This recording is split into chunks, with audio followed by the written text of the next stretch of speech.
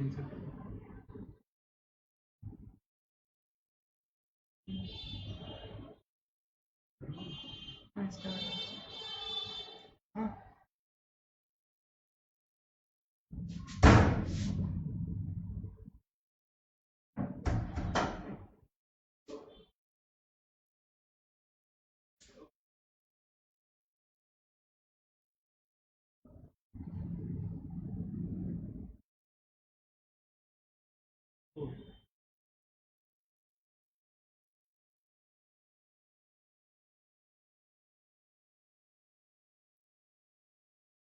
Good evening everyone.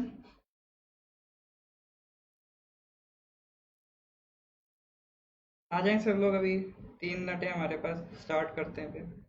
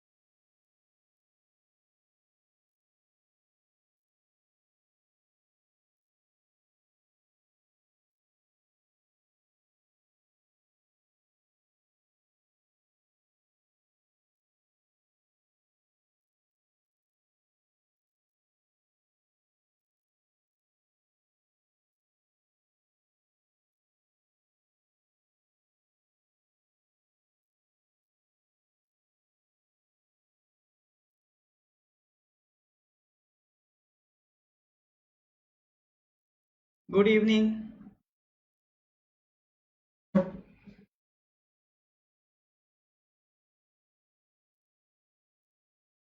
देखिए, कई लोग टेस्ट दे रहे हैं, मार्क्स कम आ रहे हैं, उससे थोड़ा सा परेशान हो रहे हैं। आपको परेशान नहीं होना है, आपको वर्क करना है कि आपका कौन सा पोर्शन में गड़बड़ है। जैसे 3 चीजें थी, एक तो करंट अफेयर्स था, दूसरा था आपका इकोनॉमी वाला पोर्शन यानी जीएस वाला पोर्शन, तीसरा आपका जनरल नॉलेज यूएन वाला पार्ट था। तो आपको वहां से आइडिया लगाना है आपके किस पोर्शन में सवाल गलत हो रहे हैं या किस पोर्शन के सवाल आपसे नहीं बन रहे हैं। उसके अलावा आपको आइडिया लगाना है कि आपसे क्वेश्चन क्यों नहीं बन रहे, क्या वो आपने टॉपिक पढ़ा नहीं है या फिर पढ़ा है तो भूल गए। तो क्या रीजन है उसको आइडेंटिफाई करिए हर क्वेश्चन के लिए, इसी को कहते हैं एनालिसिस। तो क्वेश्चंस की एनालिसिस करिए, उससे सीखिए कि आपकी गलती क्या हो रही है, किस टाइप के क्वेश्चंस आप गलत कर रहे हैं। अभी कर लेंगे तो ये आपको एग्जाम में हेल्प करेगा। एग्जाम का भी सेम आपका पैटर्न है, 100 क्वेश्चन से 1 आवर 30 मिनट्स का टाइम होगा। निगेटिव मार्किंग है या नहीं ये अभी कंफर्म नहीं है, बट फिर भी हम अपनी तरफ से मान के चलेंगे निगेटिव मार्किंग है। अगर नहीं होगी तो और अच्छी बात है, आपको फायदा ही होगा उससे। जिनकी किस्मत अच्छी है, जिनके यहाँ तुक्के लग जाते हैं, उनको और फायदा होगा। बट अगर निगेटिव मार्किंग होगी तो उसकी भी प्रैक्टिस अभी से करते चलिए। तो निगेटिव मार्किंग है या नहीं, उसके लिए परेशान नहीं होना है, मान के चलिए निगेटिव मार्किंग होगी। नहीं है तो बहुत बढ़िया बात, अगर है तो अपन पहले से उसके लिए प्रिपेयर रहेंगे। कोई बात नहीं। अगर देखिए, पेपर ऐसा नहीं कोई लिंक है कि आपका एक्सपायर हो जाएगा, आप बाद में टेस्ट नहीं दे सकते। आपके पास पीडीएफ पहुंच रहा है, आपको जब कन्वीनियंट लगे, जब आपके पास टाइम हो, एक प्रॉपर टाइम निकाल के टेस्ट दीजिए। टेस्ट देना है ऐसा नहीं कि बिल्कुल कोई हवाबाजी में चल रहा है कि इसका ये इसका भी, इस तरह से नहीं। प्रॉपर आप बैठिए टेबल चेयर पे, जिस पोजीशन में आप एग्जाम में पेपर देंगे उसी पोजीशन में आपको बैठना है। और एक ओएमआर हम पहले भी भेज चुके हैं, ठीक है। उसको प्रिंट करा लीजिए, क्योंकि ओएमआर से क्या होगा, ओएमआर में आपसे गलतियां ज्यादा होती हैं। फिल करने में काफी क्वेश्चंस गलत हो जाते हैं। कई लोगों को ओएमआर फिल करने में टाइम लग जाता है। तो ये सारी प्रैक्टिस आप अभी से करके चलिए। अभी आप ओएमआर में फिल करेंगे तो वही चीज आपको एग्जाम में हेल्प करेगी, क्योंकि वहां पर भी आपको ओएमआर शीट फिल करनी पड़ेगी। और इन केस अगर नहीं है ओएमआर, तो आप सिंपल पेपर पे आंसर लिख लीजिए और उसमें क्या करना है, अगर करेक्ट आंसर है तो +1 देना है और इनकरेक्ट है तो -1/3 देना है। तो इस हिसाब से आप टोटल कर लीजिए आप कितना स्कोर गेन कर रहे हैं। ऑलराइट, गेकार रिबूकार को कह रहे हैं हम तो परेशान नहीं हो रहे हैं because my failure now is my learning for today as well. गेकार रिबूकार को के भाई तालियां, बहुत अच्छी बात बोली है आपने, बहुत अच्छी बात बोली है। परेशान नहीं होना है, आपकी फेलियर से ही आपको सीखना होता है। मैं पहले भी कह चुका हूँ, हारते सिर्फ वही हैं, फेल वही होते हैं जो गिव अप कर देते हैं। जो गिव अप नहीं करते वो कभी भी नहीं हारते। आज आप भली टेम्परेरी फेल हो सकते हैं, बट अगर आप गिव अप नहीं करेंगे, मेहनत करते रहेंगे तो डेफिनेटली आपको आगे सक्सेस मिलेगी। तो इसीलिए कहावत भी है कि लाइफ में दो ही ऑप्शंस होते हैं, या तो आप जीतते हैं या फिर आप सीखते हैं। तो दो ही चीजें आपके साथ होती हैं। ऑलराइट, क्या, चलिए बस स्टार्ट कर रहे हैं हम लोग। हाँ जी, तो ये आज अप्रैल का पार्ट 3 होगा। तो आज हम अप्रैल कंप्लीट करेंगे। अप्रैल के बाद नेक्स्ट क्लास में हम लोग मई का करंट अफेयर स्टार्ट करेंगे। अप्रैल के बाद किसका करेंगे? मई का करेंगे। ऑलराइट, तो स्टार्ट करते हैं अपन क्वेश्चन नंबर 1 से। तो ये रहा आपके लिए पहला सवाल आपकी स्क्रीन पर। Question number 1, Union government has approved a RoPax jetty project on river Dhamra. This river is located on in which state? Answer बताइए।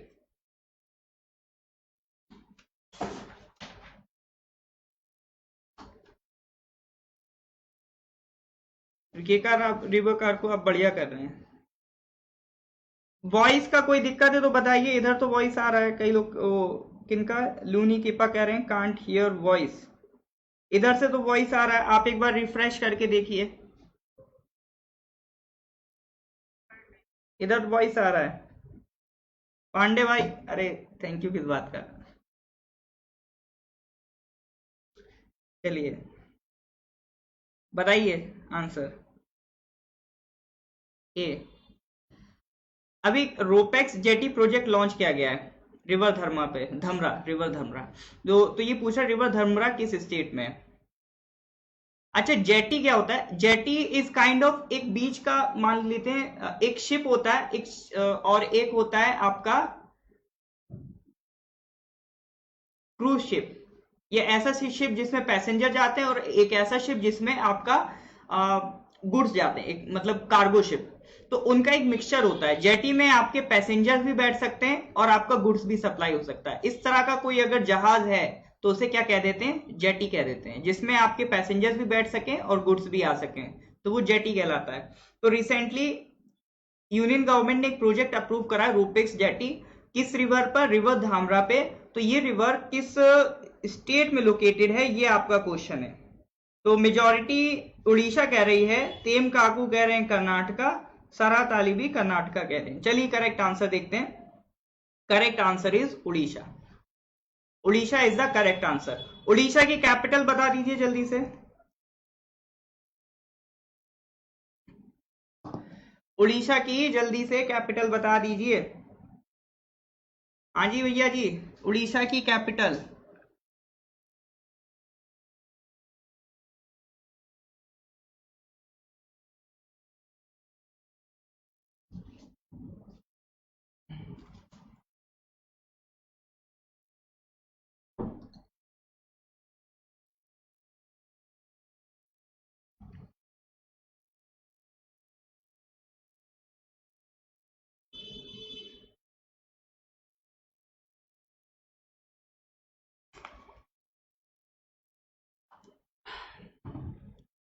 क्या है?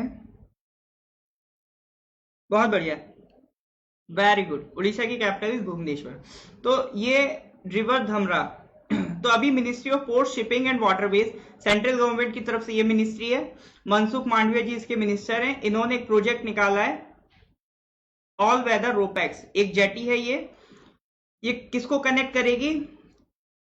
उड़ीसा में दो डिस्ट्रिक्ट हैं, कैनी नाली नाम की जगह एक भद्रक डिस्ट्रिक्ट में और तालाचुआ नाम की जगह है केंद्रापारा डिस्ट्रिक्ट में। दो डिस्ट्रिक्ट पकड़िए, ज्यादा डीप में नहीं जाना है, एक भद्रक डिस्ट्रिक्ट और एक केंद्रापारा डिस्ट्रिक्ट, ठीक है। Under the Sagarmala initiative. ये किस प्रोग्राम के अंडर हो रहा है? Under the Sagarmala initiative. Sagarmala initiative क्या है? ये सेंट्रल गवर्नमेंट का प्रोजेक्ट है, इस पे हम पहले भी बात कर चुके हैं। सागरमाला प्रोजेक्ट में सरकार ने बोला है कि हमारी कंट्री का डेवलपमेंट कैसा होगा? Port lead development. Port lead development यानी कि जो हमारे पोर्ट्स हैं, आपको भी पता है इंडिया की कोस्ट लाइन कितनी बड़ी है। ये आपका इधर इधर गुजरात से लेकर वेस्ट बंगाल, ये पूरी हमारी कोस्ट लाइन इतनी हैवी है। तो इस पूरी कोस्ट लाइन को हमें डेवलप करना है, ज्यादा से ज्यादा पोर्ट्स बनाने हैं, ताकि हमारा जो सप्लाई चेन है, जो हमारा लॉजिस्टिक्स है, वो और ज्यादा इंप्रूव हो सके। तो इस पे सरकार का काम है ज्यादा से ज्यादा पोर्ट्स बनाने का। तो इसमें उड़ीसा का ये मेरे पास मैप है, इसमें मैं मार्क कर देता हूं कौन से दो डिस्ट्रिक्ट है। देखिए ये आपको एक भद्रक दिख रहा होगा, ये ईस्टर्न साइड पे इंडिया का जो ईस्ट कोस्ट है, आप इधर देखिए ईस्ट कोस्ट पे एक स्टेट पड़ता है उड़ीसा। ऊपर आपको वेस्ट बंगाल मिलेगा, ये जैसे इधर वेस्ट बंगाल है, इधर नीचे क्या है? आंध्र प्रदेश है ईस्ट कोस्ट पे। इधर आपका बे ऑफ बंगाल है। तो इंडिया के ईस्टर्न कोस्ट पे हम आएंगे तो बिल्कुल ईस्टर्न मोस्ट डिस्ट्रिक्ट जो है उड़ीसा की, एक है भद्रक और एक है केंद्रापारा। ठीक है, इन्हीं दो डिस्ट्रिक्ट्स की बात हो रही थी। इन दो डिस्ट्रिक्ट्स में आपका एक रिवर बहती है जिसका नाम है रिवर धमरा। ठीक है, जो रिवर, जिस रिवर पे ये जेटी बन रही है रिवर धमरा, कहां मिलेगी? भद्रक और केंद्रापारा के बीच मिलेगी।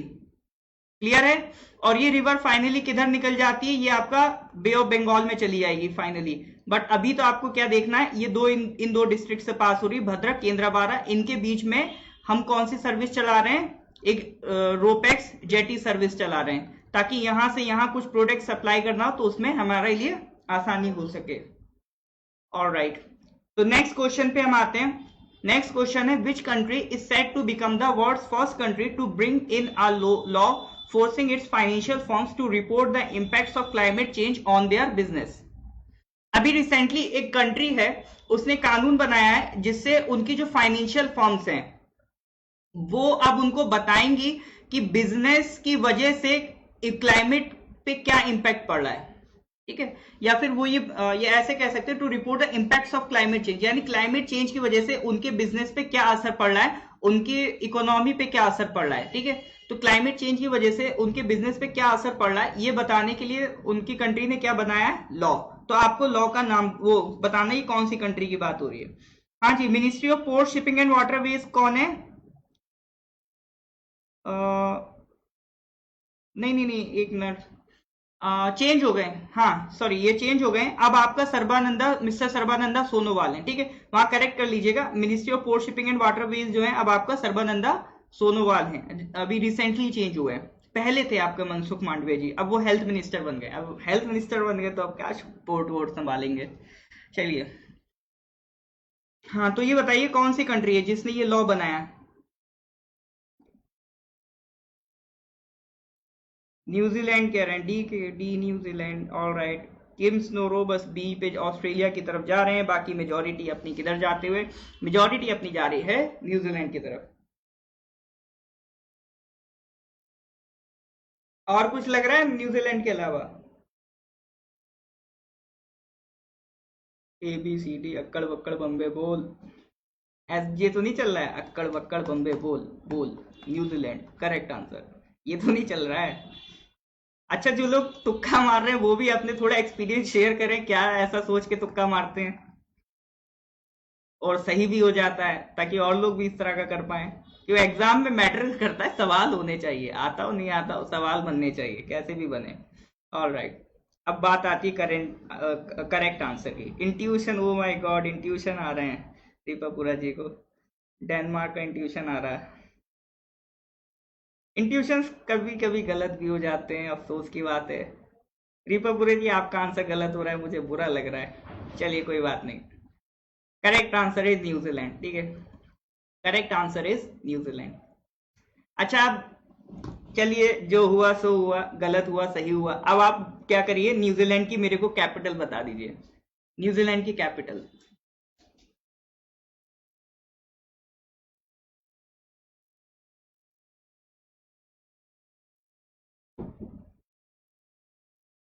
न्यूजीलैंड की कैपिटल।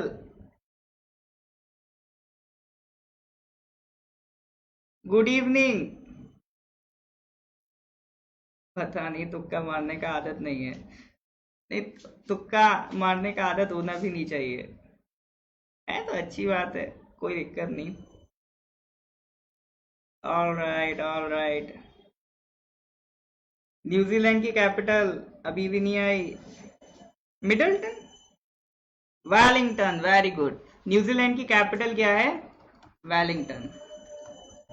ठीक है, न्यूजीलैंड की कैपिटल है वेलिंगटन। अब देखिए, आपको क्या करना है ना, बहुत ज्यादा वर्ल्ड ज्योग्राफी नहीं पढ़ना है आपको। इनफैक्ट थोड़ा सा बस एक आइडिया रखना है कि कौन सी कंट्री किस जगह पर लोकेटेड है। तो इसी के लिए मैंने ये मार्क कर दिया है ताकि आपको आइडिया रहे ये न्यूजीलैंड लोकेटेड कहाँ पर है। इसकी थोड़ी सी पोजीशन आपको पता होनी चाहिए। फिर पता चला न्यूजीलैंड ढूंढ रहे दुनिया में, पता नहीं है कोई, पता चला कोई न्यूजीलैंड को आर्कटिक में बैठा दे, कोई आपको अटलांटिक में बैठा दे। ये नहीं होना चाहिए। अपने को आइडिया होना चाहिए कि भैया ऑस्ट्रेलिया से ईस्ट चलेंगे तो इधर जो पैसिफिक ओशन है, तो पैसिफिक ओशन में ये साउथ पार्ट में आपको क्या मिलेगा? न्यूजीलैंड। ये जो छोटा सा हिस्सा दिख रहा है यही आपका क्या है? एक मिनट, आपका कमेंट बंद हो गया, मैं दोबारा से ओपन कर रहा हूँ। तब तक आप देखिए ये क्या है आपका? न्यूजीलैंड। इसी में इसको एक कैपिटल मिलेगी वेलिंगटन। लोकेशन थोड़ा सा इंडिया के रेस्पेक्ट में याद रखिए, इंडिया। फिर इसके नीचे ये आपका साउथ ईस्ट एशियन नेशंस है। फिर इसके नीचे आएंगे ऑस्ट्रेलिया। फिर इसके नीचे आएंगे न्यूजीलैंड। तो इंडिया के रेस्पेक्ट में किधर जाना पड़ेगा? East, west, north, south. India के रेस्पेक्ट में हमें साउथ ईस्ट आना पड़ेगा। ऐसे थोड़ा सा कनेक्ट करा करिए, ठीक है? ऐसे ही आपको क्या करना है? कनेक्ट करना है। All right. ओशियानिया, ये बहुत बढ़िया। ओशियानिया में आते हैं ये सब। आपका ये न्यूजीलैंड है, पेंसिल्वेनिया है, सॉरी पेंसिल्वेनिया कह रहा हूँ, मेलानेशिया, ये सब आते हैं आपका। चलिए आगे बढ़ते हैं। Next question is who will take over as a National Anti Doping Agency's director general? NADA का डायरेक्टर जनरल कौन बनने वाला है? Who will take over as a NADA director general? Correct answer बताइए। सिद्धार्थ सिंह लोंगजम, संदीप प्रधान, रवि मित्तल, अनीश शाह। करेक्ट आंसर बताइए।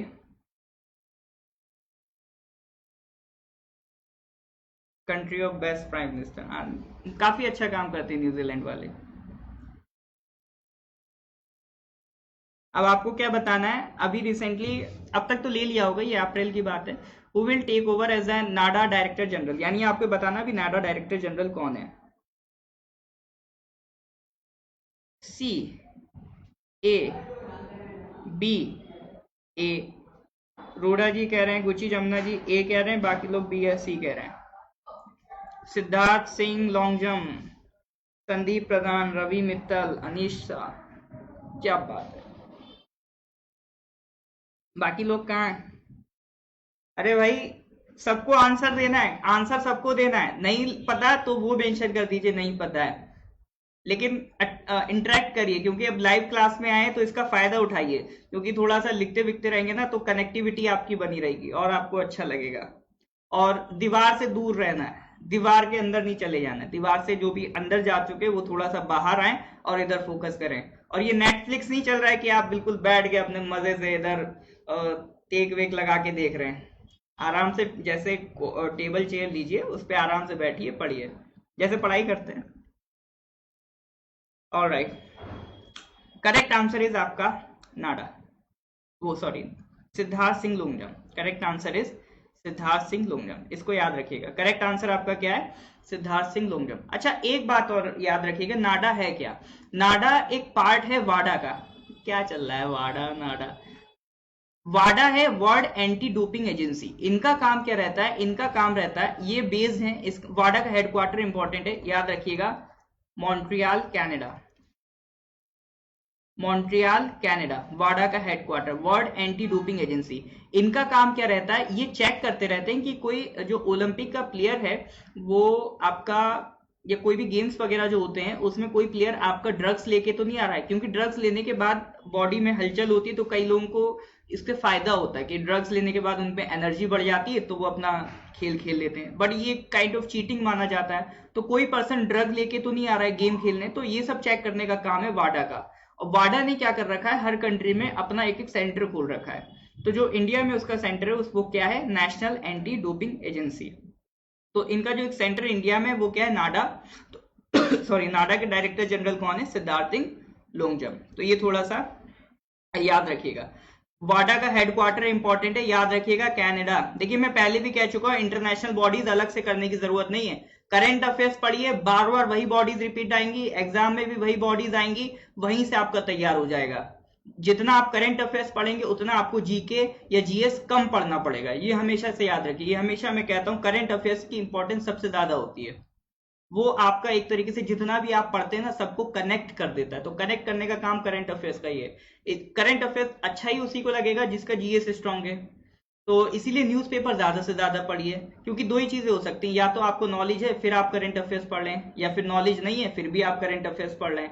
अगर knowledge नहीं है फिर भी अगर आप करंट अफेयर्स पढ़ लें तो आप अपनी नॉलेज वहां से इनहेंस करेंगे। आपने कोई सब्जेक्ट नहीं पढ़ा बट उसका कोई पार्टिकुलर टॉपिक आ गया करंट अफेयर्स में, तो आपने वो वहां से पढ़ डाला, तो आपके अंदर एक कॉन्फिडेंस आएगा कि चलो किसी सब्जेक्ट में मैं जीरो नहीं हूँ, कुछ ना कुछ तो थोड़ा बहुत आता है। और करंट अफेयर्स के जो टॉपिक्स होते हैं उन्हीं से इंस्पायर्ड होकर आपके एग्जाम में क्वेश्चन आते हैं, इसलिए करंट अफेयर्स का इंपॉर्टेंस तो इस टाइम ज्यादातर जो देखा जा रहा है काफी है। चलिए नेक्स्ट क्वेश्चन पे आते हैं। India was recently elected to which of the bodies of the UN? बताइए। तीन बॉडीज लिखी है, commission on crime prevention and criminal justice, दूसरी लिखी है वर्ल्ड फूड प्रोग्राम, तीसरी लिखी है यूनाइटेड नेशन विमेन, चौथी लिखी है ऑल ऑफ द अबव। बताइए।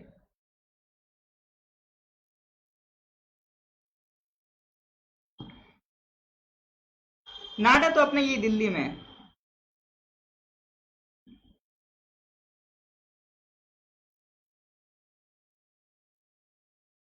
नाडा का हेडक्वार्टर कोई नहीं पूछ रहा आपसे, पूछेगा तो वाडा का ही पूछेगा। C answer. जली दादा कह रहे हैं ए आंसर। और लोग बताइए क्या लग रहा है। देखिए ऐसा भी हो सकता है कि सभी हों, तो एक बार अच्छे से देख लिएगा, इसमें यही थोड़ा सा दिक्कत है कि हो सकता है इसके सारे ही आंसर सही हो। जैसे पाई आइडो कह रहे हैं ऑल ऑफ द अबव।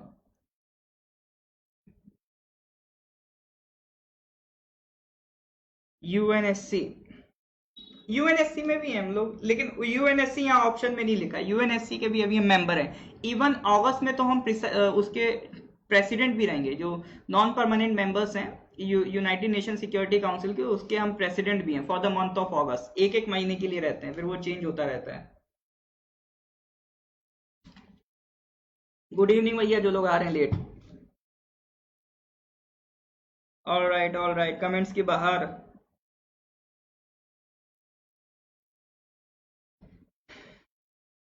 तो आप लोगों के कमेंट्स की झनकार के बाद आंसर बताने का वक्त आ गया है। Correct answer is all of the above. तीनों ही बॉडीज आपका अभी इंडिया रिसेंटली इलेक्ट हुआ है, तीनों ही बॉडीज में, commission on crime prevention and criminal justice, world food programme, UN women.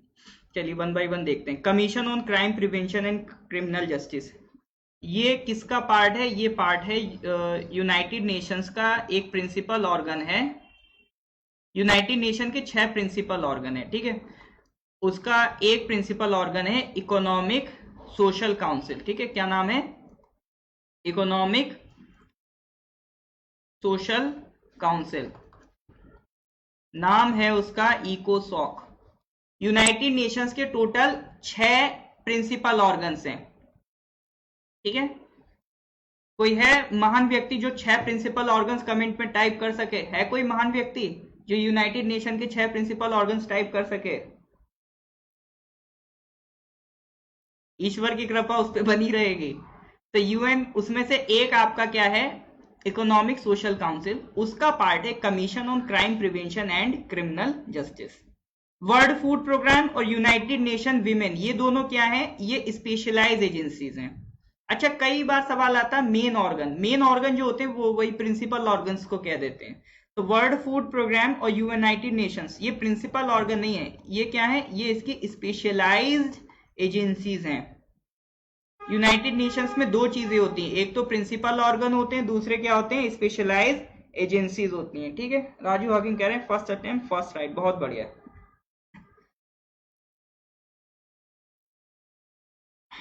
हाँ, तो इसके हेडक्वार्टर्स भी मेंशन करिए।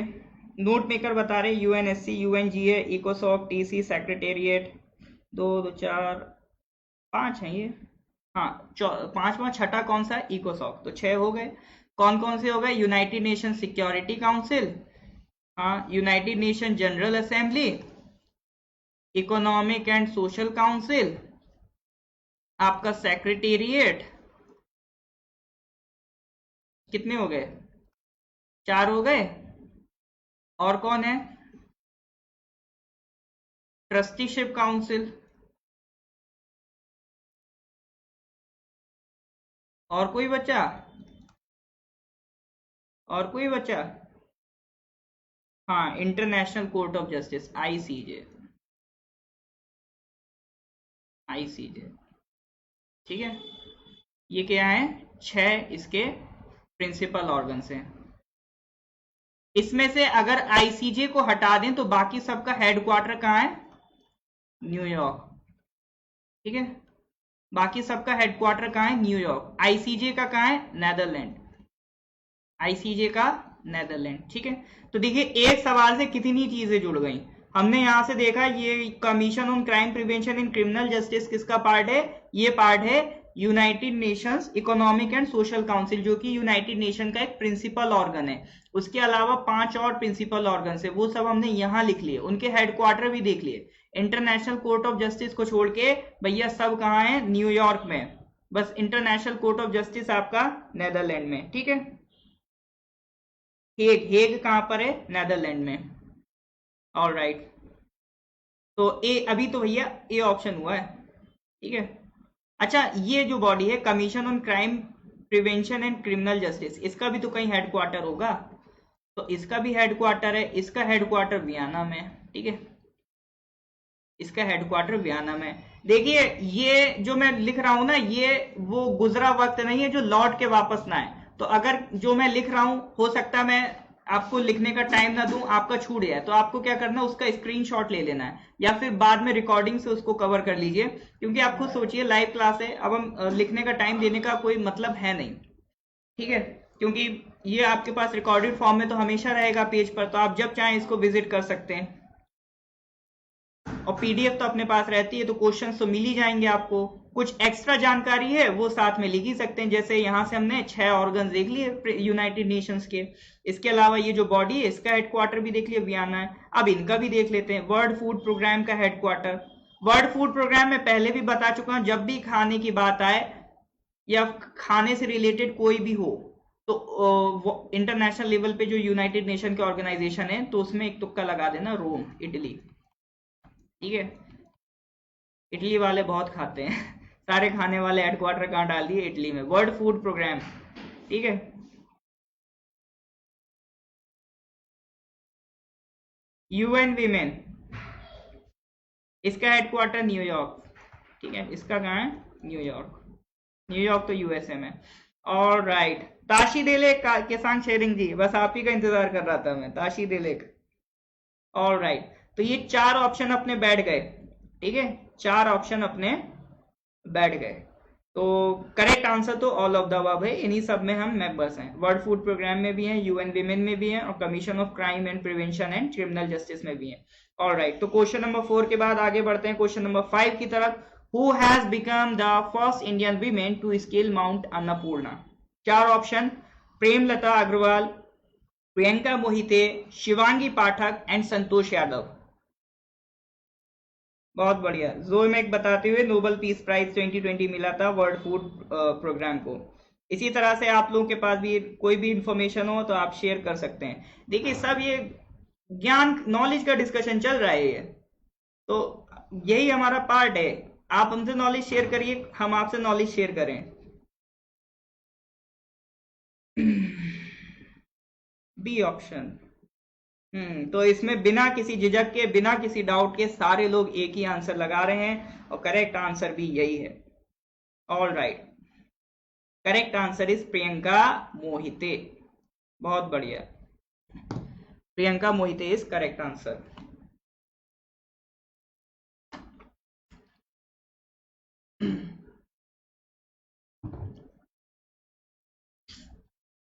प्रियंका मोहिते है करेक्ट आंसर। माउंट अन्नपूर्णा, ये दुनिया की 10th हाईएस्ट पीक है, पहली चीज। कहाँ पर मिलेगी भैया? नेपाल में मिलेगी। देख लेते हैं। ये भैया नेपाल, नेपाल है, ठीक है। ठीक है, ये क्या अपना नेपाल, इधर उत्तराखंड है, इधर अपना यूपी है। वो सब छोड़िए, इधर नेपाल देखिए, ये अपना नेपाल है। ये पूरी ये सब ये क्या है? ये हिमालय है, ये सब हिमालय है, ठीक है। ये सब अपना हिमालय है। तो हिमालय में ये देखिए, ये माउंट एवरेस्ट है, ये माउंट एवरेस्ट है। ये है अपना अन्नपूर्णा, ठीक है। इसकी मैं बात कर रहा था। तो प्रियंका मोहिती जी इसी पे चढ़ी हैं। क्वेश्चन क्या था? फर्स्ट इंडियन वुमेन बन गई हैं अन्नपूर्णा पे चढ़ने वाली, टू क्लाइम अन्नपूर्णा, ठीक है। तो अन्नपूर्णा याद रखेंगे, 10th हाईएस्ट पीक है। कहां पर मिलेगा? नेपाल में मिलेगा। अच्छा, एक चीज होती है जो हिमालयन रेंजेस हैं, अगर आप देखें तो एक तो आपकी ये वाली होती है, तीन बेसिकली होती हैं। एक ट्रांस हिमालयाज को अगर हम अलग हटा दें, ठीक है, ट्रांस हिमालयाज को मान लीजिए ट्रांस हिमालयाज हैं, उसके अलावा तीन हिमालयन रेंजेस मेन होती हैं, ग्रेट हिमालयाज, लेसर हिमालयाज और आपकी शिवालिक्स। ग्रेट को हम हिमाद्री कह देते हैं, लेसर को हिमाचल, और सबसे नीचे वो शिवालिक ही रहता है। तो जो ग्रेटर हिमालयाज हैं, और फिर ये लेसर हो गए और ये शिवालिक्स हो गए, तो ग्रेटर हिमालयाज का ही पार्ट है आपका अन्नपूर्णा। ये रेंज है, इसमें क्या है? माउंटेन्स ही माउंटेन्स है। तो सबसे ज्यादा हाइट कौन रखते हैं? ग्रेटर हिमालयाज रखते हैं। तो ग्रेटर हिमालयाज का ही पार्ट है आपका अन्नपूर्णा, ठीक है। अन्नपूर्णा याद रखेंगे, कहां पर मिल रहा है? नेपाल में मिल रहा है। अन्नपूर्णा अपना नेपाल में मिल रहा है। नेक्स्ट क्वेश्चन की तरफ। Which IT institution has launch the Covirap diagnostic technology? बताइए, बताइए इसका आंसर।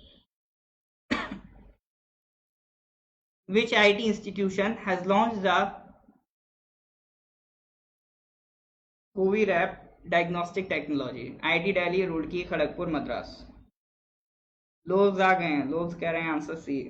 लोग ने आते ही आते धमाल मचा दिया। ये लो सर आंसर, सी आंसर।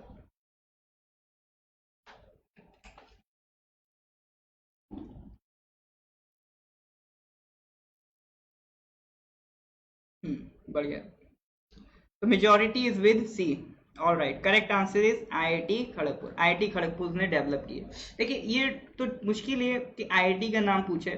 थोड़ा सा बस ये याद रखिए, कोविरैप है क्या? कोरोना को डायग्नोस करने की टेक्नोलॉजी। जैसे अभी हमारे पास क्या है, एक जो सबसे गोल्डन टेक्नोलॉजी है, जो सबसे भरोसेमंद है तो कई सारे टेस्ट हमारे पास, एंटीजन टेस्ट है, एंटीबॉडी टेस्ट है, आपका फेलुदा टेस्ट है, बहुत सारे टेस्ट हैं। बट उसमें भी अभी सबसे जो गोल्डन टेस्ट माना जाता है वो क्या माना जाता है? आरटीपीसीआर।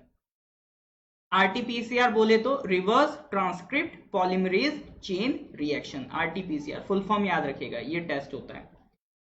तो इसी के तरह एक और नई टेक्नोलॉजी बनाई है कोविरैप, जो इससे ज्यादा बढ़िया काम करती है, ठीक है। तो कैसे काम करती है वो अभी अपने इतना मतलब नहीं है, बस इतना थोड़े याद रखिए कि आरएनए सैंपल जो आपका नाक से जो आपका सैंपल लेते हैं, नेजल स्वैब कहते हैं उसे, उसका क्या, उसमें से क्या करेंगे? ये आरएनए सैंपल को एक्सट्रैक्ट करेंगे और ट्यूब्स में मिक्स करेंगे, फिर उसमें मशीनिंग करके, हीटिंग करके, एक जो रिएक्शन प्रोडक्ट बन के आएगा उसमें पेपर स्ट्रिप को डिप करेंगे। अब जो पेपर स्ट्रिप उसमें से निकल के आएगी, उसमें कुछ लाइंस वगैरह बन के आ जाएंगी, ठीक है। तो वो लाइंस के अकॉर्डिंग वो बता पाएंगे कि आप कोविड पॉजिटिव हैं या नहीं है। तो ये सारी जो प्रोसेस करने में जो आपको टाइम लग रहा है वो सिर्फ 1 घंटे का टाइम है। तो आपका जहाँ आरटीपीसीआर 2 दिन ले लेता है, कोविरैप आपका 1 घंटे में ही हो जाएगा, ठीक है। ये कोविरैप का आपका फायदा है। और आरटीपीसीआर करने में खर्चा बहुत आता है। आरटीपीसीआर के लिए जो मशीन लगती है वो 25 लाख तक की आ जाती है, जबकि जो कोविरैप मशीन है वो सिर्फ 5000 की पड़ रही है। आरटीपीसीआर की जो टेस्ट किट है वो 2000 रुपी तक की बिकती है, जबकि जो कोविरैप की टेस्ट किट है वो आपकी 500 में मिल जाएगी। और आरटीपीसीआर जो टेस्ट करने की जो कैपेबिलिटी है वो एक आपको प्रोफेशनल स्किल्ड पर्सन ही कर सकता है, बायोलॉजिस्ट ही कर सकता है, एक मॉलिकुलर बायोलॉजिस्ट। लेकिन जो कोविरैप है वो कोई मिनिमल ट्रेनिंग वाला पर्सन भी कर सकता है, यानी लोकल आप किसी को थोड़ा बहुत ट्रेनिंग दे के भी कोविरैप का टेस्ट करा सकते हैं। तो कोविरैप आपका ज्यादा सस्ता है, ज्यादा जल्दी रिजल्ट दे रहा है, इसलिए कोविरैप एक अच्छा ऑप्शन माना जा सकता है आने वाले टाइम में। प्लस कोविरैप में एक और खास बात है कि वायरल लोड अगर आपकी बॉडी में कम होगा, मिनिमम से मिनिमम वायरल लोड को भी ये पकड़ लेगा। वायरल लोड क्या होता है कि आपकी बॉडी में वायरस कितना ज्यादा एक्टिव है। कई बार क्या होता है, वायरस होता है बॉडी में लेकिन इतना एक्टिव नहीं हो पाता है कि बाहर से कोई टेस्ट उसे डिटेक्ट कर पाए। बट अगर वो वायरल लोड कम भी होगा, मिनिमम वायरल लोड को टेस्ट करने वाली ये टेक्निक है कोविरैप, इसलिए ये कोई हल्की फुल्की टेक्निक नहीं, काफी कह सकते हैं अच्छा सॉल्यूशन आया, नोवल सॉल्यूशन। नोवल मतलब नया सॉल्यूशन। देखते हैं आने वाले टाइम में गवर्नमेंट इसको कैसे यूटिलाइज करती है। हाँ, कोविसेल्फ पे अभी तो और भी फेलुडा टेस्ट भी चल रहा है। नेक्स्ट क्वेश्चन पे आते हैं। Who won the 2021 Nelson Mandela world humanitarian award? बताइए। Question number 7, who won the 2021 Nelson Mandela world humanitarian award? Answer दीजिए।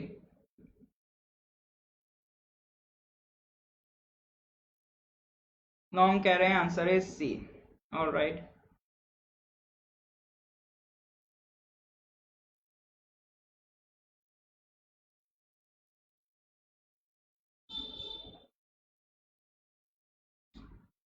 Answer is C.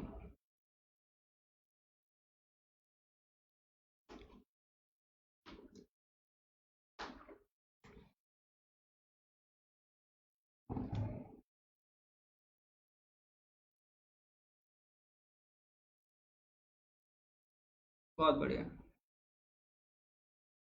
आरएसएस, हाँ, रुमाना सिन्हा सिंह सहगल। बहुत बढ़िया, बहुत बढ़िया। ऑल राइट, बहुत बेहतरीन। Correct answer is Rumana Sinha Sehgal.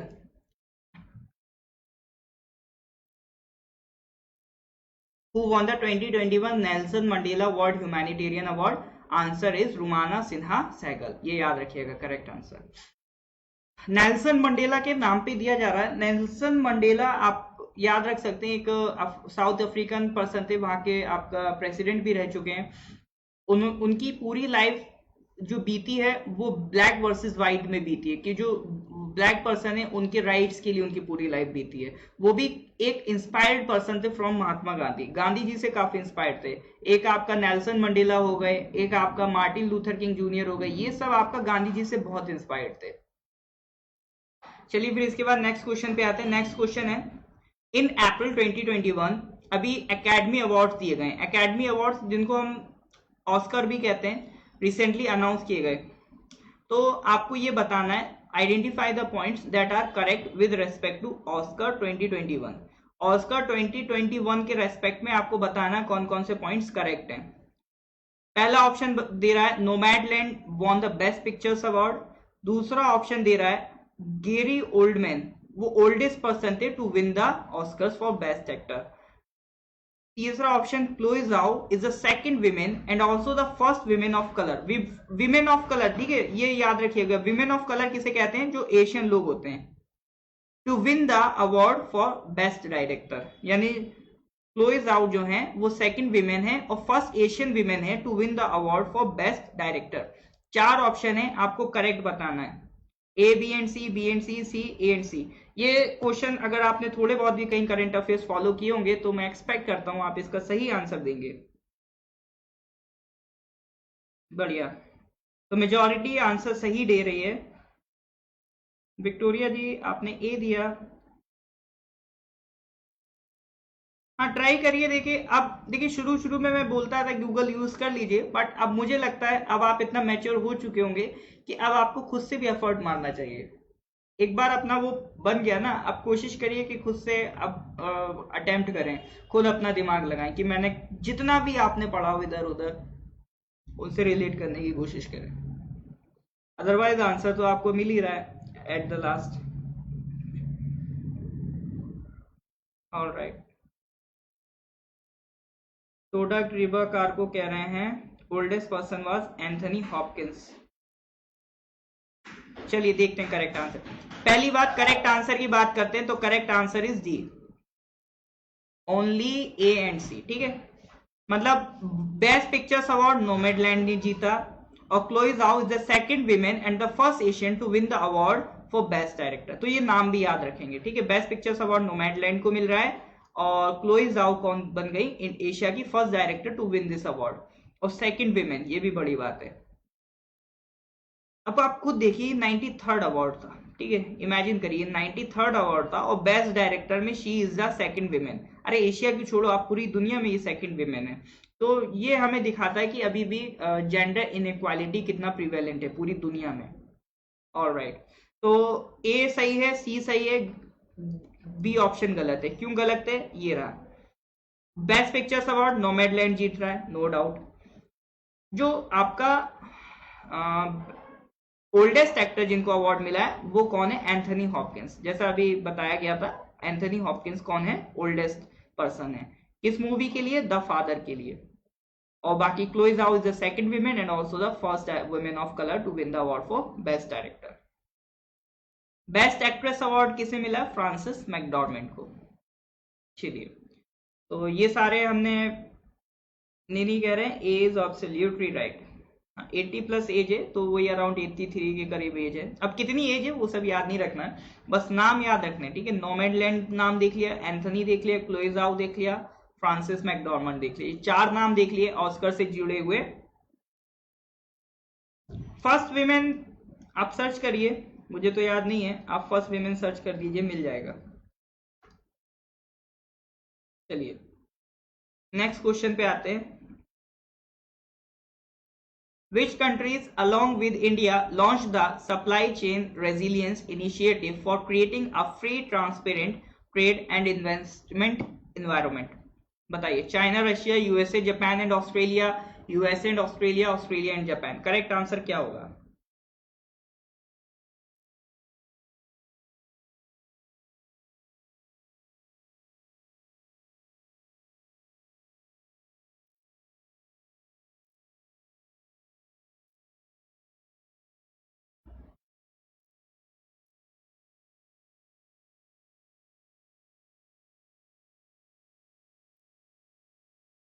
China, Russia.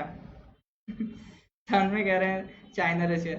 थन में जब आंसर बताऊंगा तो आप लोग हंसेंगे, चाइना, रशिया, रशिया बोलने हंसेंगे आप लोग, ये मैंने क्या आंसर दे दिया। अभी जब आंसर बताऊंगा और रीजन बताऊंगा।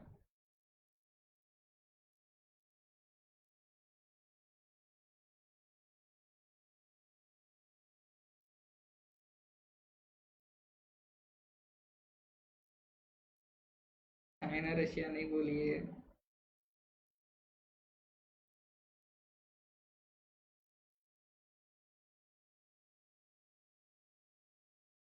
अच्छा, कोई क्लोए जाओ को पूछ रहा था, क्लोए जाओ कौन सी मूवी? सब ये नोमैडलैंड के लिए लेके गए हैं ये लोग। ऑस्ट्रेलिया, जापान, ई ऑप्शन भी है क्या? तामिन चाय ई लगा रहे हैं भैया, ई नहीं है। India should be included to,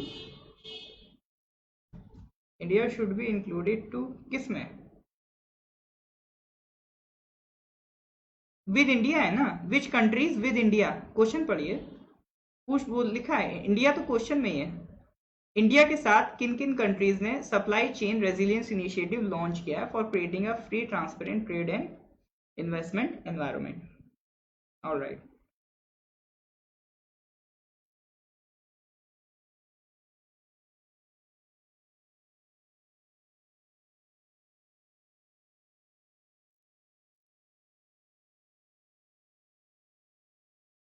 ठीक है। टेलीग्राफ, आप शायद टेलीग्राम बोलना चाह रहे हैं। टेलीग्राम में टेस्ट लीजिए जस्ट टू कीप अपडेटेड। हाँ, टेलीग्राम में अब इसीलिए आप लोगों को ऐड करवा रहे हैं कि टेलीग्राम में जब लोग सब ऐड हो जाएंगे तो हम उसकी उसमें भी टेस्ट कराते रहेंगे आपका, ठीक है। टेलीग्राम में भी होता रहेगा टेस्ट। टू काउंटर बहुत बड़े, पाई आईडी ने तो पूरा आंसर दे दिया। Alright, correct answer is Australia and Japan.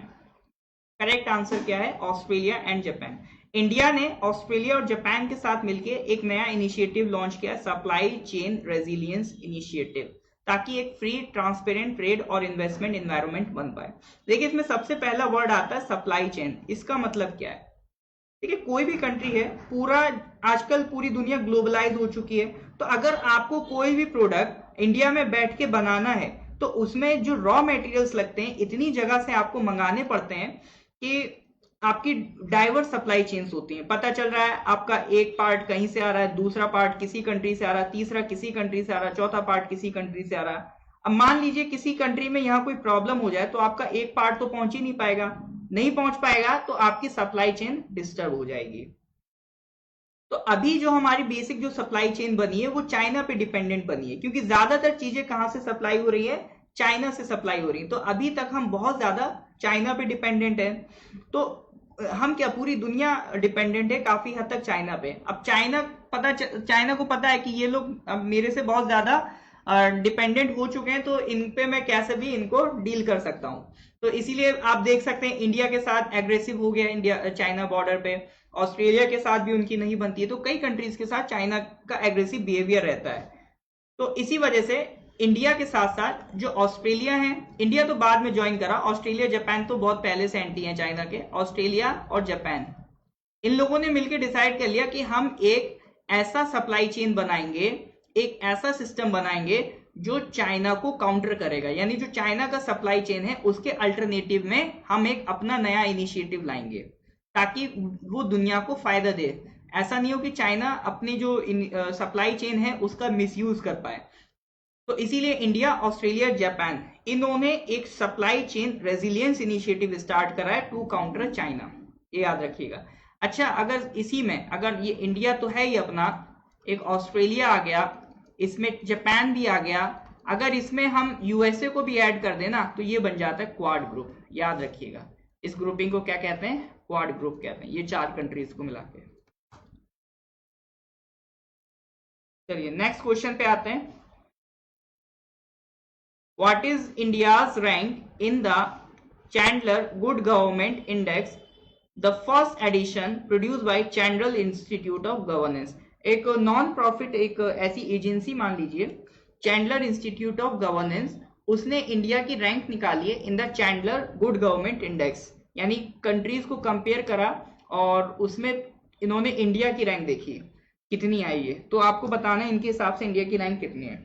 All right, answer हमें स्टार्ट हो गए। 49 बोल रहे हैं सब लोग। 49 के अलावा कोई?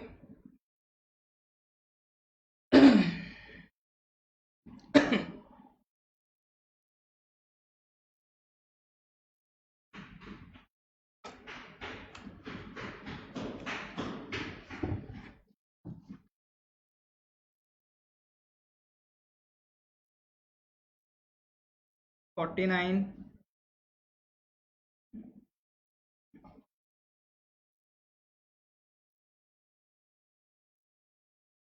49, 49, 49,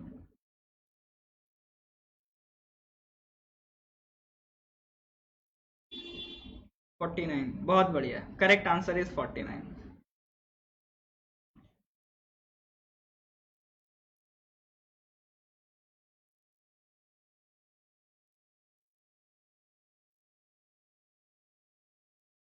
forty nine, correct answer is 49। ठीक है, गुड गवर्नेंस में इंडिया को इन्होंने रैंक करा है, इंडिया की गवर्नेंस कितनी गुड है, तो उसमें इंडिया की रैंकिंग कितनी है, 49।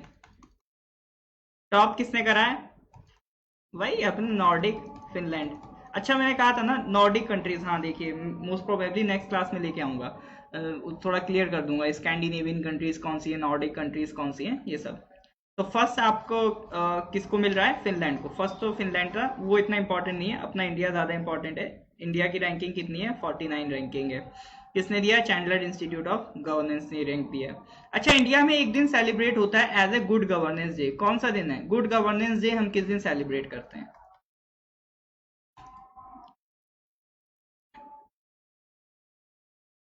दिल्ली में, हाँ जी, दिल्ली में क्या गर्मी क्या है ना, ह्यूमिडिटी बहुत है यहाँ पर। बारिश होती है, जैसे कल बारिश हुआ, बट उसके बाद इतना गर्मी बढ़ गया कि ह्यूमिडिटी बहुत रहता है दिल्ली में।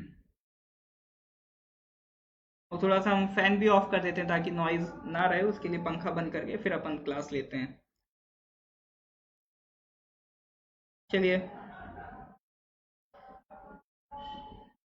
विक्टोरिया कह रहे हैं, बाकी लोग 25 दिसंबर। बहुत बढ़िया, गुड गवर्नेंस डे हम सेलिब्रेट कर रहे हैं ऑन 25 दिसंबर। इस दिन को हम मार्क करते हैं as the birth anniversary of Atal Bihari Vajpayee. Atal Bihari Vajpayee की बर्थ एनिवर्सरी के तौर पे मनाते हैं। क्रिसमस डे भी है, बट गवर्नमेंट मार्क करती है for the birthday of Atal Bihari Vajpayee. चलिए, अच्छा क्या होता है ना, जैसे होता ये है, आप मान लीजिए किसी रिलीजियस प्लेस पे जाते हैं, कोई मंदिर जाता है, कोई मस्जिद जाता है, कोई गुरुद्वारा जाता है, कोई चर्च जाता है। वो क्या है, एक प्लेस है जहां पर आप वर्शिप करते हैं, ठीक है, वर्शिप करते हैं, कुछ सीख कर आते हैं। तो जब निकलते हैं तो बदले में आपको प्रसाद मिलता है। जब किसी भी रिलीजियस प्लेस से लौटते हैं तो क्या मिलता है, प्रसाद मिलता है। जब भी किसी टेम्पल वगैरह से लौटते हैं, तो इसी तरह से प्रसाद मतलब कुछ खाने पीने की मीठी मीठी चीजें। तो इसी तरह से अपनी जो क्लास है ये भी तो एक नॉलेज का टेम्पल है, ठीक है, नॉलेज की वर्शिप हो रही है यहाँ पे, ये भी नॉलेज का टेम्पल है। तो जब आप यहाँ से निकलेंगे तो आपको भी प्रसाद मिलना चाहिए फिर। तो उसी के लिए जब आप यहाँ से क्लास एंड करेंगे तो आपको कुछ 10 क्वेश्चंस मिला करेंगे। जैसी क्लास एंड होगी उसके बाद 10 क्वेश्चंस आपको मिलेंगे। आपको क्या करना है, आपको जाना है वो क्वेश्चंस अटेम्प्ट करने, उसके बाद आप लीव कर सकते हैं, ठीक है। क्लास अपनी खत्म करी, खत्म करने के बाद पेज पे जाना है, जो हमारा नॉर्थ ईस्ट पीएससी पेज है, उस पर आपको 10 क्वेश्चंस मिलेंगे, वो अटेम्प्ट करने, कमेंट में उसके आंसर मेंशन करिए, तब आप घर चाहिए। तो अपना आपने नॉलेज भी गेन करी और अपना प्रसाद भी लिया। प्रसाद लिए बगैर कोई नहीं जाएगा, ठीक है, बिना प्रसाद के नहीं जाना है, प्रसाद लेके जाना है। टूकू भाई, पढ़ाई लिखाई में ध्यान दो।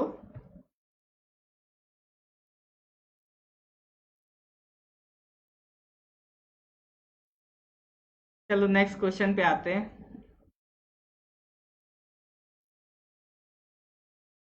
अरे भैया संजू तो आओ, बहुत मेहरबानी। देखिए, मैं पहले भी कह चुका हूं, अगर आप वाकई में किसी को गिफ्ट देना चाहते हैं तो उसको दीजिए जिसको नीडी हो, जिनको जरूरत हो। अगर हमें कोई जरूरत पड़ेगी तो हम आप ही से मांगेंगे, और कहाँ जाएंगे, ठीक है। तो आपके एरिया में कई ऐसे लोग होंगे, जब आप कभी काबिल बन जाएं, जो नीडी होंगे, जिनके पास सोर्सेस नहीं होंगे, तो आप उनकी हेल्प करिए। ये आपको एक मान के चलिए, ये संकल्प ले लेना है, ये एक अपना रेजोल्यूशन बना लेना है, जब आप कुछ बन जाएंगे तो आपको भी नीडी लोगों की हेल्प करनी है, ताकि और भी लोग लाइफ में आगे बढ़ पाए। हाँ, प्रसाद लेके जाना है। प्रसाद मतलब अंग्रेजी में क्या कहेंगे प्रसाद को, भैया किसी को पता हो तो बताओ, प्रसाद क्या है। Who became the first Asian women to receive the Wild Innovator Award in 2021? बताइए, first Asian women to receive the award wild innovator award. ऐसे बहुत इंपॉर्टेंट क्वेश्चन नहीं है ये, कोई बहुत ऐसा खास अवार्ड नहीं है। Who became the first Asian women to receive the wild innovator award in 2021? Correct answer बताइए।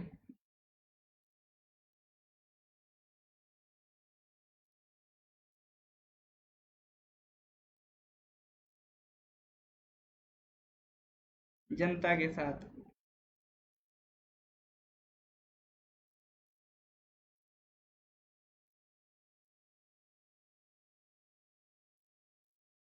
देखो, लोग के नहीं लिख पाते हैं, मान मान लोग के क्यूब लिख रहे हैं, बहुत बढ़िया,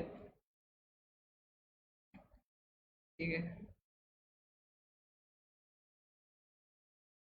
हम्म, कृति के कारण, डॉक्टर कृति के कारण इनको अवार्ड मिला है, ठीक है। डॉक्टर कृति के कारण, नाम याद रखिएगा, के क्यूब, ठीक है। वाइल्ड इनोवेटर अवार्ड, WIV, के क्यूब, ऐसे थोड़ा सा रिलेट कर लिएगा, याद रहेगा, ठीक है। बहुत इंपॉर्टेंट क्वेश्चन ही है। तो नेक्स्ट क्वेश्चन पे आते हैं। Where did ISRO establish a community service centre Aditya L1 support cell for integrating information from Aditya L1, India's first solar mission? हमारा अभी आने वाले टाइम में एक पहला सोलर मिशन जाएगा, जिसके लिए हम अभी से प्रिपेयर कर रहे हैं, आदित्य L1। पहली चीज तो आदित्य L1 याद रखना है। तो आदित्य L1 जब हमारा स्पेस में जाएगा तो वहां से इंफॉर्मेशन भेजेगा। तो उस इंफॉर्मेशन को एक जगह इकट्ठा करने के लिए हमने क्या करा है, एक कम्युनिटी सर्विस सेंटर स्टैब्लिश करा हमने, मतलब इसरो ने। उसका नाम है आदित्य L1 सपोर्ट सेल। तो वो कहाँ करा है? Aryabhatta research institute of observational sciences में, UR राव सैटेलाइट सेंटर में, स्पेस एप्लीकेशन सेंटर में, विक्रम साराभाई स्पेस सेंटर में। करेक्ट आंसर बताइए। लोग कह रहे हैं एरिस, बकल कह रहे हैं नास, बकल कह रहे हैं डी। ज्यादातर अपना जनता ए की तरफ जा रही है।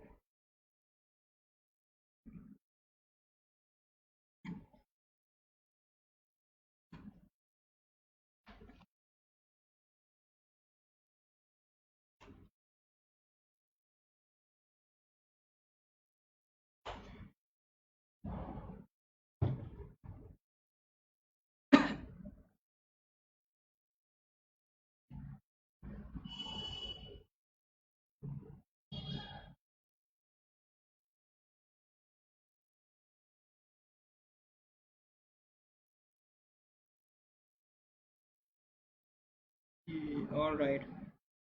हाँ, तो चलिए करेक्ट आंसर का टाइम है। करेक्ट आंसर क्या है? Aryabhatta research institute of observational sciences. ठीक है, इंस्टीट्यूट का नाम क्या है? ARIES, Aryabhatta research institute of observational sciences.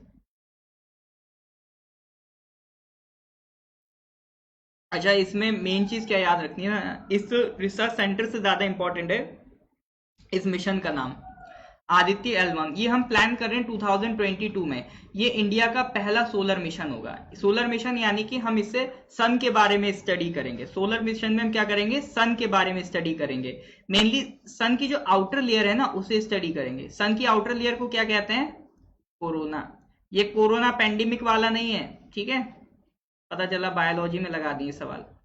तो कोरोना क्या है? सन की आउटर मोस्ट जो लेयर होती है उसको भी हम कोरोना कहते हैं, ठीक है? इसको तो बहुत पहले से कोरोना कह रहे हैं। अपना कोरोना जो हमें हो रहा है ये बाद में आया, ये कोरोना पहले से है। ये क्या है? आउटर मोस्ट लेयर ऑफ सन। ये याद रखिएगा, ये भी क्वेश्चन बन जाता है कभी कभी 2-2 नंबर में कि आउटर मोस्ट लेयर ऑफ सन कौन सी है। तो आउटर मोस्ट लेयर ऑफ सन आपकी कोरोना है। इसको स्टडी करेगा सन के टेम्परेचर को, उसके अंदर जो भी आपका सोलर विंड्स वगैरह हैं उन सबको स्टडी करेगा अपना आदित्य L1 मिशन। तो आदित्य L1 का नाम जरूर याद रखिएगा, काम आएगा।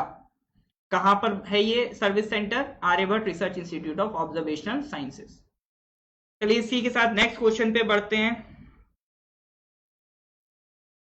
Dash successfully conducted the maiden trail of the short range air to air missile Python 5 at DRDO Rajasthan, DRDO Goa, ISRO Goa, HAL Goa. Correct answer बताइए।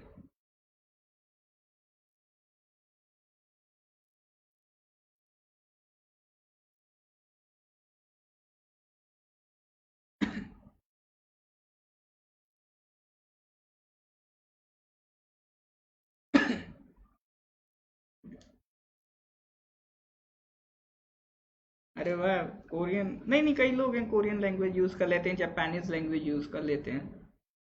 तो जरूरी नहीं वो कोरियन ही हो। है तो बढ़िया है, इंटरनेशनल स्टूडेंट्स आ रहे हैं इसका मतलब। फिर क्या पूछा है मैंने पूछा है dash successfully conducted the maiden trail of the short range air to air missile Python 5 eight. मतलब अभी एक पाइथन 5 एक एयर टू एयर मिसाइल है, वो किसने कंडक्ट करी?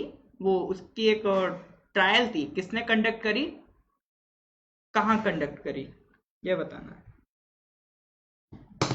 थोड़ा सा स्पेलिंग मिस्टेक है, ट्रेल नहीं होगा, ये ट्रायल होगा, TRIL। चलिए फाइनली मैं इसको चेंज कर दूंगा, ट्रेल नहीं है ये, PDF में चेंज कर दूंगा इसे, ट्रेल नहीं है ये, ट्रायल है। Correct answer is trial. Alright, तो ए ऑप्शन आ रहा है DRDO, बी ऑप्शन आ रहा है DRDO, मतलब ए या बी में से है।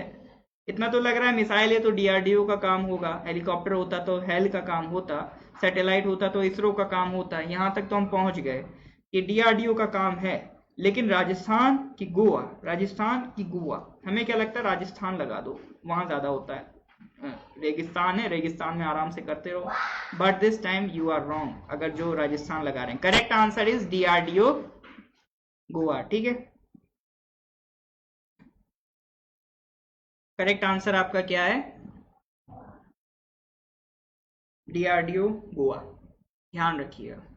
अच्छा, इसके साथ में बता दूं तो यहाँ पर क्या भरेंगे, डीआरडीओ ने करवाया, कहाँ पर करवाया, गोवा। ये अभी रिसेंटली हमने जो हमारा तेजस एयरक्राफ्ट है ना, सबसे हल्का वाला, उस एयरक्राफ्ट में एक एयर टू एयर मिसाइल लगाई थी पाइथन 5, उसको हमने चेक किया। अच्छा, कोई बता सकता है ये पाइथन 5 कहाँ से आई है, ये हमने कहाँ से ली? डीआरडीओ ने इसको बनाया नहीं है, इसका ट्रायल करा है बाहर से। ये मिसाइल ली हमने पाइथन 5। 5 से पता चल रहा है ये अपनी कैटेगरी में 5th जनरेशन से बिलोंग करता है। तो ये बताइए पाइथन हमने कहाँ से लिए? ऑलराइट, भास्कर जी कह रहे हैं इजराइल, वेरी गुड। ये हमने कहाँ से लिए? इजराइल से। अच्छा, एक ट्रिकी सवाल पूछता हूँ, ट्रिकी सवाल, ठीक है? राफेल कहाँ की कंपनी है? राफेल कहाँ की कंपनी है?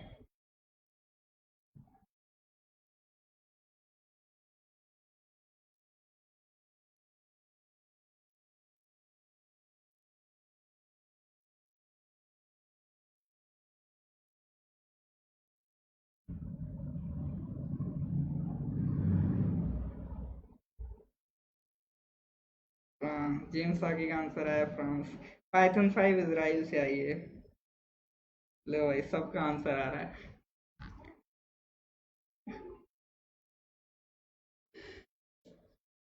सर मुस्कुरा रहे हैं तो फ्रांस तो नहीं है, कहीं और आंसर देखो इसका, रशिया लगा दो, इंडिया लगा दो, बस फ्रांस ना लगाओ। नहीं, हम तो फ्रांस लगाएंगे, we are much confidence France में।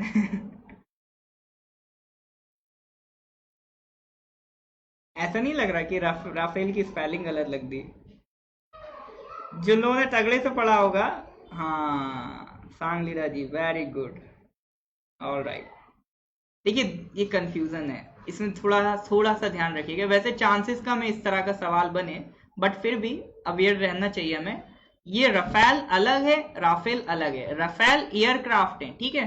डसॉल्ट एविएशन नाम की कंपनी है, फ्रांस की, डसॉल्ट एविएशन, ठीक है? उसने बनाए हैं एयरक्राफ्ट, उसका नाम है रफेल, उसकी स्पेलिंग ये है।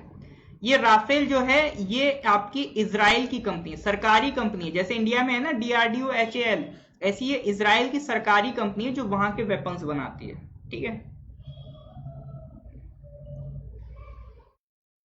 हाँ, एसआई का रिक्रूटमेंट टेस्ट का सेंटर आउट हो गया है, हम लोगों ने ग्रुप पे शेयर भी कर दिया है, पेज पर भी शेयर कर दिया है, तो आप देख सकते हैं वहां से कि आपके रोल नंबर के हिसाब से आपका सेंटर कहाँ पर है।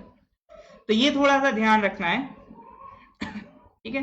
जो राफेल है वो कहाँ की है? इजराइल की कंपनी। स्पेलिंग का सारा खेल है, एई, असिस्टेंट इंजीनियर, ठीक है? जहां पर असिस्टेंट इंजीनियर दिख जाए ना, एई, वो मतलब इजराइल। ये एई, ये एई, ठीक है? और ये तो अपना ईएलई, ये अलग है, ठीक है?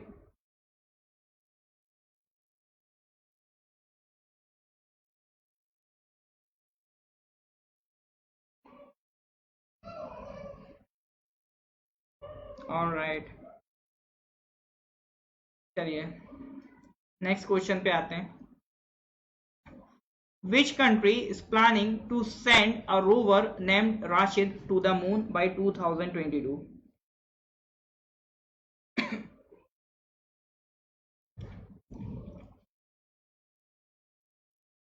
कौन सी कंट्री 2022 में अपना रोवर भेज रही है मून पे?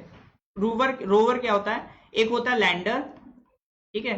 एक होता है रोवर। लैंडर आपका जो मून पे लैंड करेगा और उसमें से एक आपका व्हीकल निकलेगा, एक गाड़ी निकलेगी, वो इस पे दौड़ेगी मून पे। तो जो गाड़ी निकलेगी वही होती है आपकी रोवर, और वो जो गाड़ी है वो जिस डब्बे में बंद होके जाएगी वो क्या कहलाएगा? लैंडर। बहुत बढ़िया। चाइना, चाइना ने तो इतनी तरक्की कर ली और चाइना ऑप्शन में भी नहीं, तो चाइना क्यों लगा रहे हैं? यूएसए तो ये सब है ही नहीं ऑप्शन में। अच्छा, यूएसए तो चलो मान सकते हैं गलती से लग गया होगा, यूएई लगाना चाह रहे होंगे, बहुत बढ़िया, very good. Correct answer is UAE, United Arab Emirates, ठीक है? यूनाइटेड अरब एमिरेट्स, इनका प्लान है कि ये एक रोवर भेजेंगे जिसका नाम है Rashid to the moon by 2022। अच्छा, मेरे को कैपिटल बता दीजिए यूएई का। अरे, अरेबियन पेनिनसुला की एक कंट्री है यूएई, इसका कैपिटल बता दीजिए मेरे को, जल्दी से यूएई का कैपिटल बता दीजिए।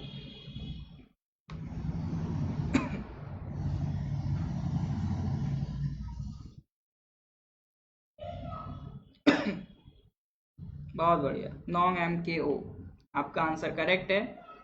यूएई का कैपिटल अबू धाबी है।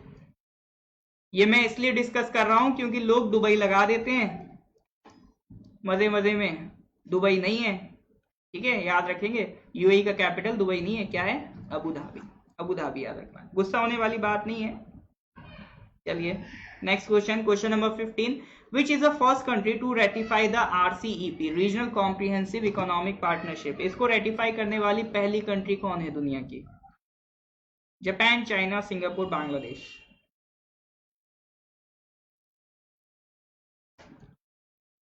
No idea? Then definitely you will get an idea. Which is the first country to ratify the Regional Comprehensive Economic Partnership? Japan, China, Singapore, Bangladesh, बताइए।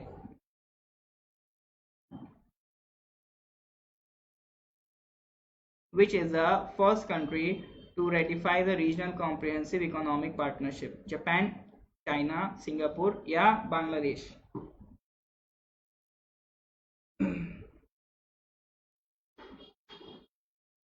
क्या मामला है? बढ़िया, करेक्ट आंसर इज सिंगापुर। ठीक है, अब थोड़ा सा आरसीईपी देख लेते हैं। आरसीईपी क्या है? एक्चुअली कुछ कंट्रीज थी। आरसीईपी सबसे पहले तो देखिए एग्रीमेंट है। ठीक है, आरसीईपी क्या है? एग्रीमेंट है। जैसे कई सारी कंट्रीज थी, इंडिया है, इसके अलावा कई सारी ग्रुप ऑफ कंट्रीज थी, उन लोगों ने मिलकर डिसाइड करा। जैसे ये अगर मैं मैप दिखाऊं तो ये सारी कुछ कंट्रीज हैं, इन्होंने मिलकर डिसाइड करा कि हम लोग आपस में जो भी ट्रेड करेंगे उस पर ड्यूटी फ्री ट्रेड करेंगे। यानी कि जैसे अगर हम कुछ मंगाते हैं, जैसे इंडिया में कुछ भी बाहर से हम मंगाते हैं तो बाहर आने वाले आइटम पे हम टैक्स लगा देते हैं। उस टैक्स को क्या कहते हैं? ड्यूटी कहते हैं, इंपोर्ट ड्यूटी। कुछ इंपोर्ट करा, उस पर टैक्स लगा देते हैं। टैक्स लगाने का पर्पज ताकि हम बाहर से आने वाले आइटम्स को रोक सकें, ताकि हमारे लोकल मैन्युफैक्चरर स्ट्रॉन्ग हो सकें।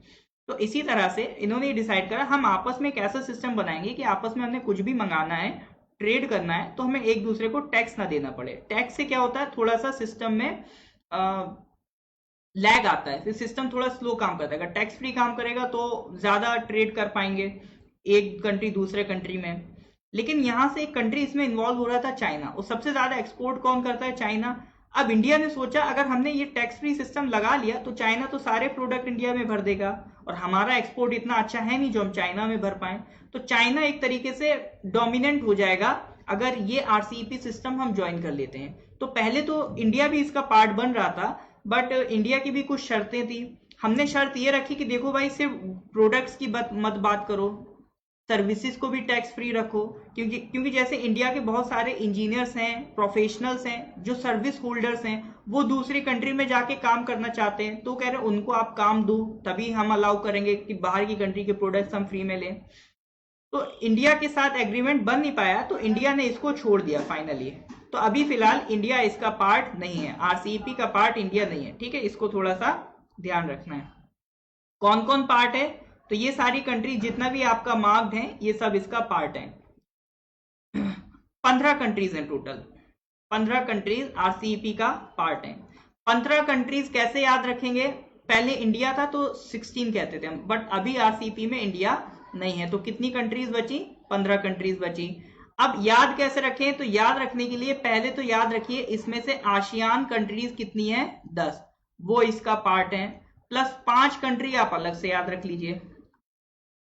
देखिए आसियान कंट्रीज आप याद करते हैं, 10 कंट्रीज, वो तो है ही इसका member, 10 ASEAN countries, plus 5 countries आपको अलग से याद कर लेनी है।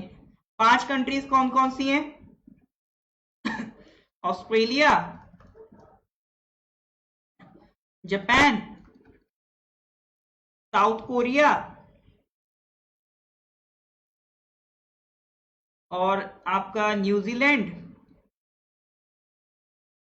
4 हो गए, और एक चाइना। ये अपना ऑस्ट्रेलिया हो गया, चाइना हो गया, जापान हो गया, साउथ कोरिया हो गया, और ये अपना न्यूजीलैंड। ये 5 कंट्रीज तो अलग हैं। बाकी क्या है? बाकी 10 कंट्रीज आशियान कंट्रीज हैं। आशियान कंट्रीज आपका ये हैं। आशियान कंट्रीज क्या है? आशियान की फुल फॉर्म याद रखिएगा, बहुत इंपॉर्टेंट है, association of south east Asian Nations. ठीक है, मतलब साउथ ईस्ट एशिया, यानी इंडिया के रेस्पेक्ट में हम देखें तो ये इधर साइड क्या है? ये सब साउथ ईस्ट एशिया है। ठीक है, ये क्या है? ये साउथ ईस्ट एशिया वाला पोर्शन कहलाता है। ये सारी जो कंट्रीज हैं ये किसका पार्ट है? ये सारी कंट्रीज साउथ ईस्ट एशिया का पार्ट है। तो ये जो साउथ ईस्ट एशियन नेशन है इनका एक एसोसिएशन है, उसको हम क्या कह देते हैं? आशियान। आशियान का हेडक्वार्टर याद रखेंगे कहां पर है? इंडोनेशिया। इंडोनेशिया में उसकी कैपिटल है जकार्ता, वहां पर आशियान का हेडक्वार्टर है। इसको थोड़ा सा याद रखेंगे।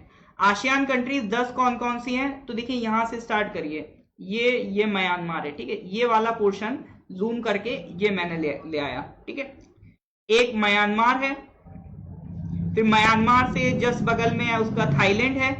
ठीक है, थाईलैंड के बाद ये 2 कंट्रीज हैं, एक आपका लाओस है, एक आपका कंबोडिया है। फिर इधर बिल्कुल जो साइड में है ये कौन सा है? वियतनाम। तो 1 2 3 4 5 5 कंट्री तो आपके यही जुड़े जुड़े हो गए, Myanmar, Thailand, Laos, Cambodia, Vietnam. तो ये कितने हो गए? 5 कंट्रीज। इसके बाद नीचे आ जाइए। नीचे सबसे पहले जो ब्लू वाला पोर्शन दिख रहा है ये क्या है? आपका इंडोनेशिया है।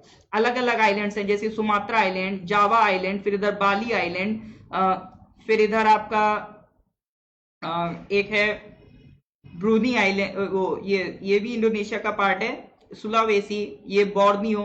तो ये सब किसके पार्ट हैं? ये सब इंडोनेशिया के मेन मेन आइलैंड्स हैं। तो ये जो ब्लू वाला पोर्शन है ये क्या हो गया? इंडोनेशिया हो गया, एक कंट्री। इसके बाद जो पिंक में पोर्शन है ये पिंक वाला मलेशिया है। तो ये ईस्ट मलेशिया है, ये वेस्ट मलेशिया है।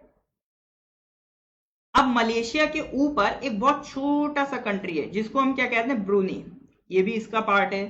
प्लस मलेशिया के ईस्ट मलेशिया के ऊपर ब्रूनी है, और इधर जो वेस्ट मलेशिया है उसके जस्ट नीचे एक छोटा सा आइलैंड कंट्री है जिसका नाम है सिंगापुर।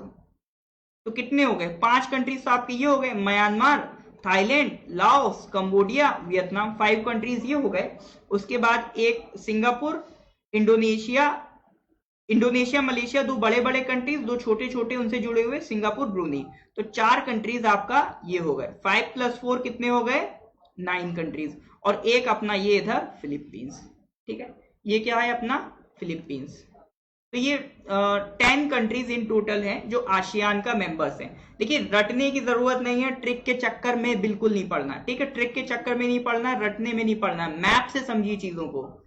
जो भी ग्रुपिंग्स है ना कंट्रीज की, उनको मैप में इमेजिन करिए, मैप में बार बार देखिए। एक खाली वर्ड मैप ले लीजिए, उनमें उनको प्लॉट करिए, वहां से आप जल्दी सीखेंगे और वहां से आपकी इमेजिनेशन स्ट्रांग होगी।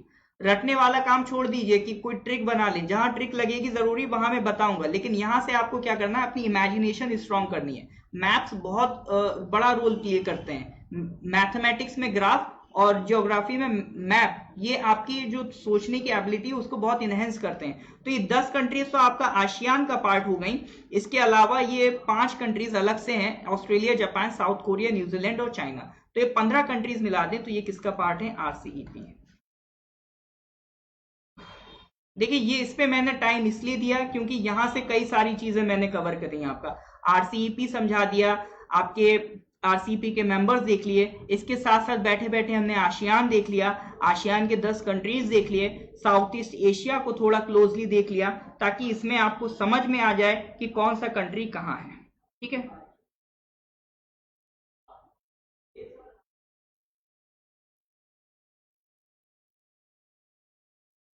पहले से ये सब पढ़ाया था क्या?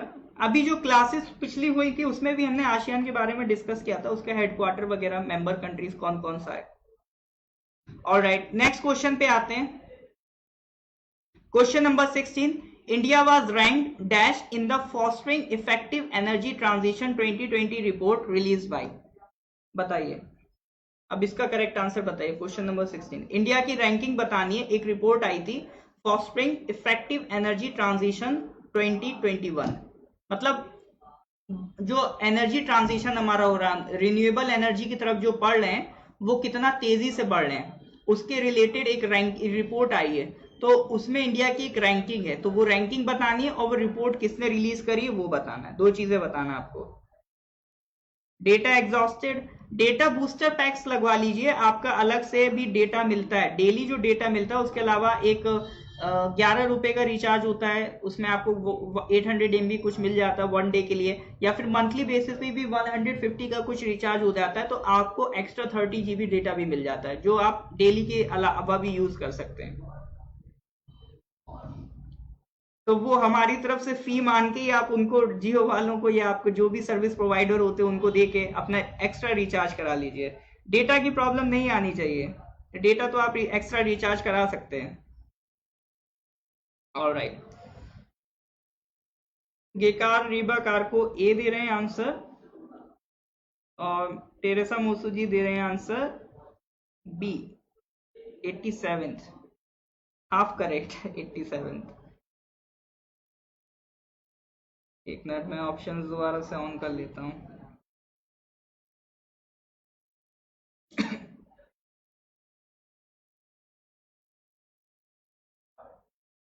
कहाँ गया, और लोग तब तक आंसर दीजिए।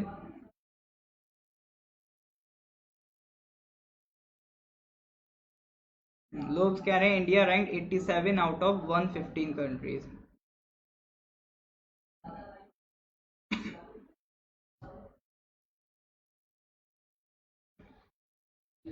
Eighty seven world economic forum, ठीक है, बढ़िया। करेक्ट आंसर इज डी, ठीक है। इंडिया की रैंकिंग कितनी, 87, रिपोर्ट रिलीज करी वर्ल्ड इकोनॉमिक फोरम। इसका हेडक्वार्टर याद रखिएगा डेवॉस, इसका वही स्विट्जरलैंड है, ठीक है। वर्ल्ड इकोनॉमिक फोरम का हेडक्वार्टर याद रखिएगा, इंपॉर्टेंट है। वर्ल्ड इकोनॉमिक फोरम एक इंपॉर्टेंट बॉडी है, हेडक्वार्टर जरूर याद रखना है, कहां पर मिलेगा आपको, स्विट्जरलैंड में मिलेगा, ठीक है। छोटा सा सवाल था। नेक्स्ट क्वेश्चन पे आते हैं, question number 7, what is the theme of 2021 world health day which is annually celebrated by the UN on 7th of April? बताइए।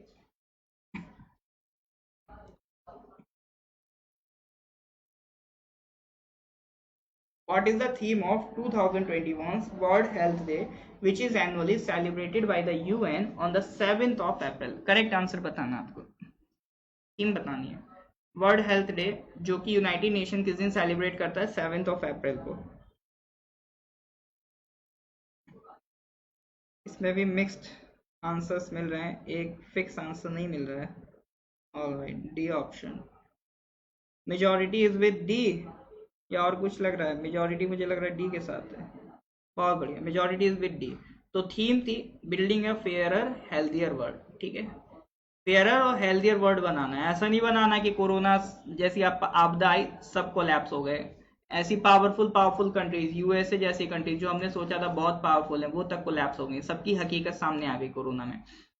तो हमें अपना हेल्थ वर्ल्ड इंप्रूव करना है, एक फेयरर हेल्थियर वर्ल्ड बनाना है, ये थीम थी इस साल की वर्ल्ड हेल्थ डे पर। Question number 18, Indian navy along with its quad partners, quad partners कौन कौन है, ठीक है। क्वाड पार्टनर्स आपका यूएसए हो गया, जापान हो गया, ऑस्ट्रेलिया हो गया, प्लस इंडिया, ये मिल जाए तो क्या बन जाता है, ये बन जाता है क्वाड ग्रुप। तो इंडियन नेवी ने अपने क्वाड पार्टनर्स के साथ मिलके एक फ्रेंच जॉइंट नेवल एक्सरसाइज में पार्टिसिपेट करा था। एक्सरसाइज का नाम था लैप्रोज, लैप्रोज एक्सरसाइज का नाम था, ठीक है, अप्रैल 2021 में। सही है, कोई दिक्कत नहीं। तो क्वेश्चन क्या है फिर, आपको ये बताना है, ये 4 एक्सरसाइज होती हैं, 4 एक्सरसाइज ये इंडिया और फ्रांस के बीच में होती है। चारों एक्सरसाइज किस किस के बीच हो रही है, इंडिया और फ्रांस के बीच। आपको इनकरेक्ट बताना है, यानी कौन सी एक्सरसाइज हम फ्रांस के साथ नहीं करते हैं। वरुणा नहीं करते हैं, शक्ति नहीं करते हैं, डेजर्ट नाइट 2021 नहीं करते हैं, या गरुड़ शक्ति नहीं करते हैं, कौन सी नहीं करते हैं ये बताना आपको।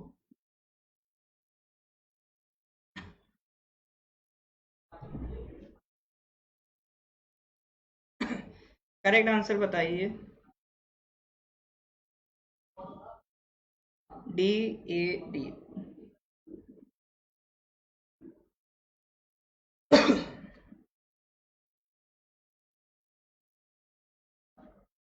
सी ऑप्शन, डी, ए, डी। मिक्स आ रहे हैं इसमें।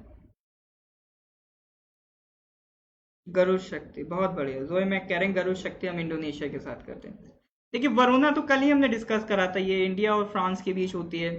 शक्ति एक आर्मी एक्सरसाइज है, वो भी हम इंडिया फ्रांस के बीच करते हैं। डेजर्ट 9 2021 ये हमने पढ़ा था, ये करंट अफेयर्स में पिछले महीने ये अभी करी है फ्रांस के साथ, जिसमें इंडिया के राफेल और फ्रांस के राफेल पार्टिसिपेट कर रहे थे। शायद ये जोधपुर में हुई थी एक्सरसाइज। इंडिया के जो राफेल थे और फ्रांस के जो राफेल थे उन्होंने आपस में पार्टिसिपेट किया था। गरुड़ शक्ति, पहली बात जो गरुड़ है बर्ड से रिलेटेड, ठीक है। तो गरुड़ शक्ति ये हम इंडोनेशिया के साथ करते हैं, इनके साथ नहीं करते हैं। तो इनकरेक्ट कौन सा है आपका, ये वाला ऑप्शन इनकरेक्ट है, तो यही आपका आंसर हो जाएगा। क्योंकि क्या पूछा था उसने, रॉन्ग वाला पूछा था, रॉन्गली मैच्ड पूछा था, तो इनकरेक्ट ऑप्शन पूछा था। तो इनकरेक्ट कौन सा है, ऑप्शन डी। तो हमारा आंसर क्या हो गया, डी हो गया ऑप्शन, ठीक है। चलिए नेक्स्ट क्वेश्चन की तरफ आते हैं। Where was the joint military exercise Vajra Prahar 2021 conducted between India and USA की स्पेशल फोर्सेस?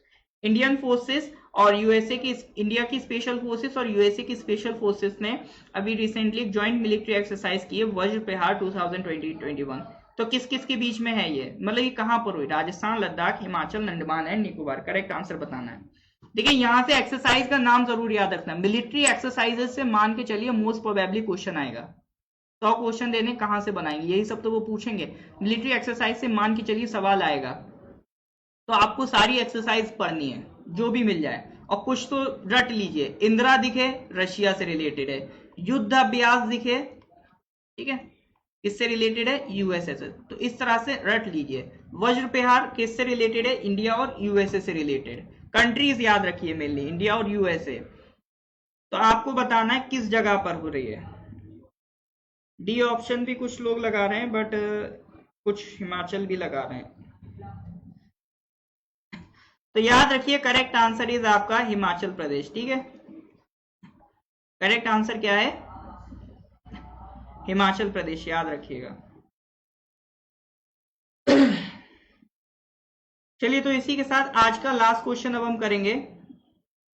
ये क्वेश्चन हम पहले भी कर चुके हैं, इंपॉर्टेंट है इसीलिए दोबारा लेके आ रहा हूं। इसके बाद हमारे ये अप्रैल का खत्म हो रहा है, हम मई का स्टार्ट करेंगे।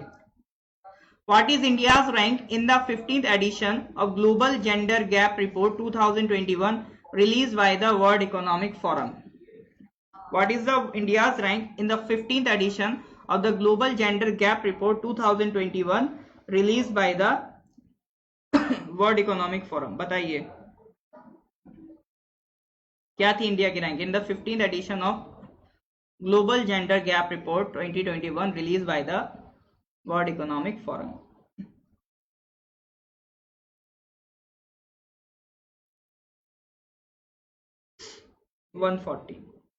Global gender gap report deal करती है कि पूरी दुनिया में जो मेल हैं और जो फीमेल हैं उनके बीच में एक जेंडर डिस्पैरिटी है, जेंडर डिफरेंस है, कि मेल्स को ज्यादा प्रेफरेंस मिलती है, फीमेल्स को कम प्रेफरेंस मिलती है।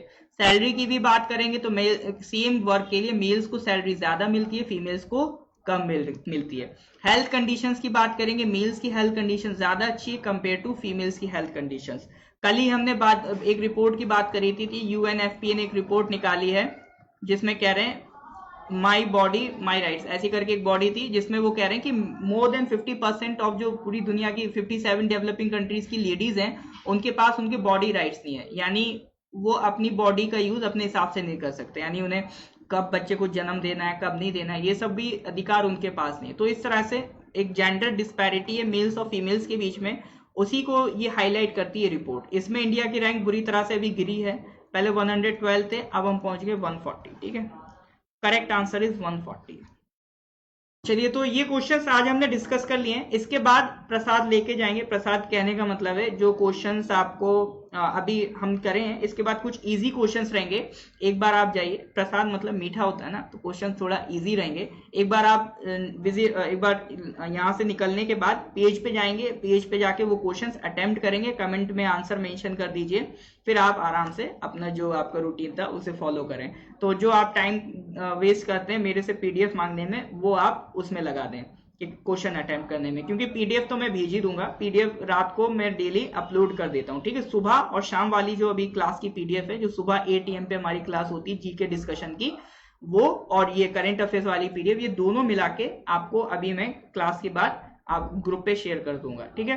तो उसके लिए परेशान नहीं होना, पीडीएफ आपको रेगुलर मिलती रहेंगी। अब टाइम बिल्कुल करीब आ चुका है, क्लासेस को देखिए, लाइव क्लासेस पॉसिबल हो तो करिए, क्योंकि अगर ऑफ रिकॉर्डेड में भी देखते हैं तो वो चीज आपको फील नहीं आएगी रिकॉर्डेड में, जो लाइव में आएगा। लाइव में आप डाउट यहीं क्लियर कर सकते हैं, यहाँ और लोगों से इंटरेक्शन होता है, एक्स्ट्रा चीजें भी मिलती रहती हैं, वो भी आप देख सकते हैं। तो लाइव क्लास पॉसिबल हो तो जरूर करिए। अन्यथा अगर कोई बहुत ज्यादा अगर प्रॉब्लम है तो कोई बात नहीं, इंटरनेट का इशू है या कोई बहुत ज्यादा ऐसा काम आ गया जो आप स्किप नहीं कर सकते, ऐसा काम आ जाए तो बात अलग है। अदरवाइज प्लान करिए कि क्लास को आपको लाइव भी अटेंड करना है। उसके अलावा अब ये टाइम आ गया, प्रायोरिटी सेट करिए। मैं हमेशा कहता हूँ सेट प्रायोरिटीज गेट गोल्स, ठीक है, हमेशा कहता हूँ अपनी प्रायोरिटीज सेट करिए। जब भी आपके पास दूसरा काम करने का मौका तो आप ये सोचिए क्या जरूरी है, क्योंकि ये जो आप तैयारी कर रहे हैं ये आपको एक अच्छा करियर ऑप्शन देता है। कंट्री के लिए भी आप कुछ करेंगे, अपने लिए कुछ करेंगे, अपनी फैमिली के लिए करेंगे, अपनी पूरी कम्युनिटी के लिए करेंगे, क्योंकि आप से इंस्पायर होने वाले बहुत लोग होंगे, आपको खुद पता नहीं चलेगा आपके आसपास कितने लोग होंगे जो आपसे इंस्पायर होके वो अपनी लाइफ में कुछ अच्छा कर देंगे। इवन आप भी किसी ना किसी से इंस्पायर होके कुछ कर रहे होंगे, आपको भी लगता होगा ये बंदा कर गया, मैं भी कर सकता हूँ। तो आप ही के आसपास आप ही से जुड़े लोग जब देखेंगे कि ये बंदा तो नॉर्मल था, ये जब एग्जाम निकाल सकता है तो मैं भी कुछ कर सकता, तो आपको नहीं पता आप कितने लोगों की उम्मीद बन सकते हैं। तो इसीलिए मेहनत करते रहना, हिम्मत नहीं हारना है, ठीक है। हारते सिर्फ वही हैं जो गिव अप करते हैं, जो गिव अप नहीं करते वो कभी नहीं हारते, याद रखिएगा। तो चलिए इसी के साथ हम अलविदा लेते हैं, प्रसाद लेके जाइएगा। चलिए फिर, थैंक यू, बाय बाय।